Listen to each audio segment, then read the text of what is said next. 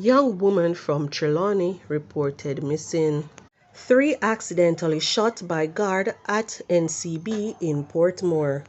Armed men held, guns seized by cops at Petra Jam car park in St. Andrew. Please remember to subscribe, like, share, comment, and don't forget to hit that notification bell so you can always be updated with the latest news. Now for the news in details.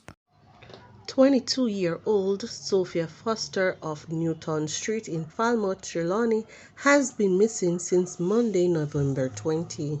She is of dark complexion, medium build, and about 162 centimeters or 5 feet 4 inches tall. Reports from the Falmouth police are that about midday, Foster was last seen at home wearing blue jeans and a pair of black slippers.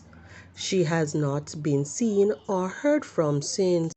Anyone knowing the whereabouts of Sophia Foster is being asked to contact the Falmouth Police Station at 876-954-3271, the 119 police emergency number, or the nearest police station.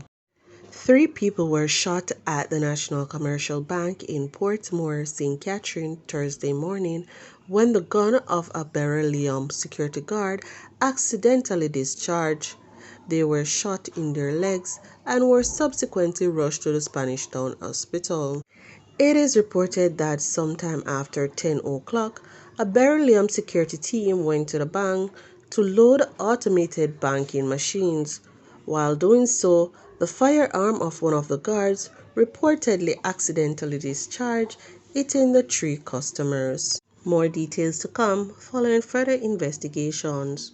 Petra Jam has confirmed that 3 men and guns with which they were reportedly armed were seized by the police on the company's premises early on Thursday morning.